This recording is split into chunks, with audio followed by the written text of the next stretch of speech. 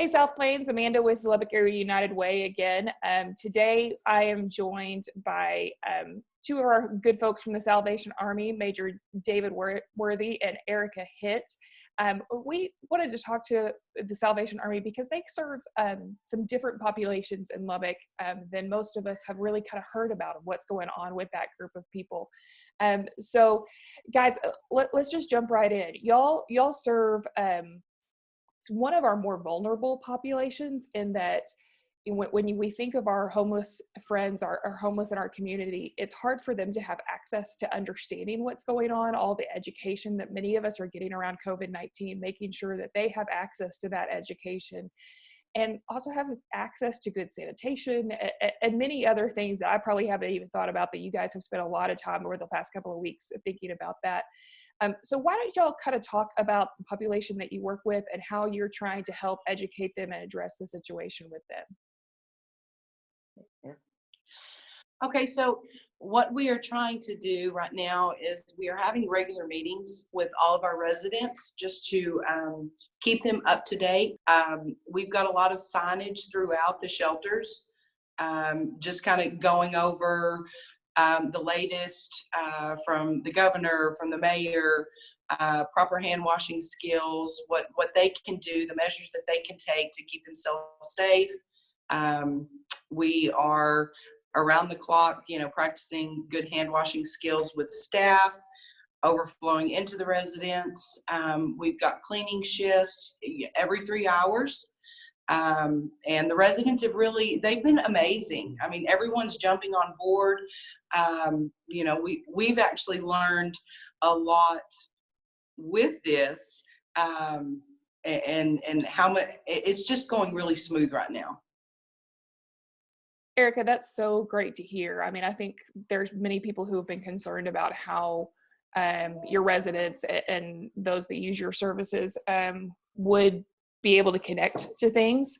We're going to have a small person join us for this. Life in the new reality, right? So I think that's really great to hear that you guys have been able to respond well and educate your folks as well. Talk a little bit about, you guys have also done some incredible collaborations with people as well in doing this. I know you guys have been partnering with Open Door and some other organizations in the country. So y'all want to talk a little bit about what y'all been doing to collaborate with others? Yeah, Erica may share a word or two, but I'll just say, partnership and collaborations between service organizations are vital during any time of the year. But during a crisis such as what has unfolded, they're even more important. And so, the coming together of agencies, they're trying to do good in the community, is a vital part of really restoring hope and moving us from where we are through this crisis to beyond it. So the partnership and the relationship that the Salvation Army has with the United Way and with our other service partners this is an opportunity for all of us to work together for the greater good of our community and those we're serving. And so we're hopeful that, once we sort of move beyond this and we can all look back upon what we did for COVID-19, that the organizations in our community that usually work closely together anyway will shine even greater and more significantly because of the partnerships that we shared and entered into during these days. That's fantastic, David. We have really been impressed with so many of our community partners and the way that they've stepped up and worked together, and not just worked together within the United Way network, but worked together with other agencies outside of our United Way network. And it's incredible the way nonprofits are connecting and working together right now, because I think all that's happening is too big for any one of us to do. It takes collaboration for us to really be able to address the programs. So one of the things that you guys have started doing is a program y'all are calling Hope Totes. So I'd love to hear a little bit about that, and who qualifies for those Hope Totes, where y'all are giving them out, how people can find out about that. And then we got some other good news this week that I'd love for you guys to share about as well. Whoever wants to. Yeah, so Erica will offer some information about the logistics of Hope Totes, but the idea behind the Hope Totes is rather simplistic. I mean, it was a direct result of trying to meet a need related to this crisis. And we were getting calls from individuals who were saying, look, I need some assistance, but I can't get out. The authorities are encouraging me to stay home, or I'm elderly and I can't get out of my house. I don't have transportation. And so the idea of the Hope Tote was simply to bring a bit of interim respite and assistance to those in need. So it's a box, basically, a tote filled with long shelf life food items, paper goods, cleaning supplies, blankets, some reading materials, just some items that would, and paper goods, items that would get people through a few days of this crisis, particularly for those who can't get out of their homes. And it really was geared more specifically for seniors and the elderly and families who have children who are caught at home as a result of being out of school or out of childcare. And Erica can reference, sort of what we've been doing with deliveries or drive-throughs and what the criteria is for the Hope Tote receiving. Yes, so we have already started within the Lovett community, making those deliveries, delivering directly to their home.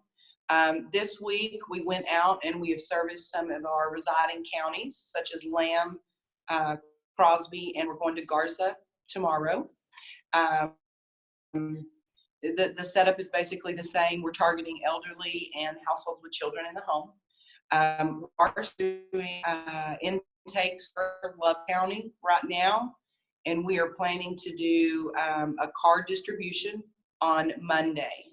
The need has been out of this world right now. I mean, I think we're already at 150 more for the Lovett community. So we are going to try to do the card distribution to service those individuals. Now, however, if there are still elderly or households that are homebound and cannot get out, we will deliver. But card distribution is just going to help us along the way.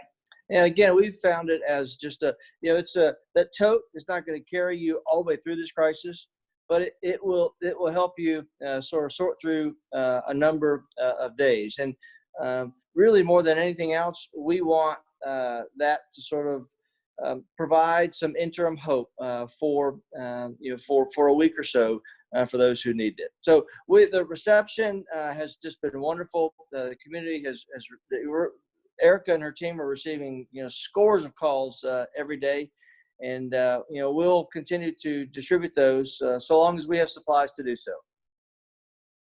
Fantastic. All right, and tell me about that one other program that you guys just found out about this week that's y'all are going to be able to start offering. Yeah, well, throughout the year, one of the services that is most requested for the Salvation Army is for those who need assistance with rent and utilities. Folks who are working, but for whatever reason, they fall into some sort of life crisis, and they need help paying their utility bill. They have a cutoff notice or an eviction notice, and that is one of the criteria generally to receive that assistance. And we knew going into this crisis that there would likely be many, many people, and particularly a good percentage of folks in the community who may have never reached out for assistance with rent and utility before. So through a grant provided by the United Way and the Community Foundation of West Texas, the Salvation Army is going to begin providing rent and utility assistance for those who have been impacted by the COVID-19 crisis. And Erica can share a little bit about the difference in what we're going to be doing now as opposed to what we usually do as far as criteria and that kind of thing. So previously on our rental eviction, it is a court-ordered eviction. Now with this United Way, it will be any household that's been affected by COVID-19 as far as a cut of hours being laid off, all the way to if a household had to put their children in some kind of childcare service because of the school closings. Obviously, we know that affects their their household budget, that would actually qualify that individual. So it is very broad. I mean, we want to look at anything that could have affected that household as a result of COVID-19 and assist them with that rent. And for us, the beauty of this is, the Salvation Army and other organizations in town deal on a pretty significant basis with homelessness. And every day we're dealing with people who are sort of teetering between being stable and potentially moving to homelessness. And we're delighted and so happy to be offering this, because this could be the one thing, providing this service for rent utility assistance through this grant could be the one factor that causes a family to not have to move from being stable in a home to the street. And so this is, we believe, going to be requested in significant ways. And it's going to be a way for the community to not just assist those who are going through this crisis, but to help towards that thing that we're trying to do every day, and that's to diminish and eradicate homelessness in our community. That's fantastic, guys. I think for sure the one thing that we have heard requests from, had the most calls about since this started, is rent assistance. There's not very many organizations that are able to provide rent assistance. And the fact that you guys are able to do that, because just because evictions have been halted for the time being does not mean that rent doesn't continue to accumulate. And that when this ends and evictions, the courts open back up, people are going to owe that money, and they're going to owe that much more, and they might not have been able to be in work and be earning an income. And, that's one of the things that we talk about a lot, is that there is a good chunk of our community that is what we call ALICE, asset limited, income constrained employed.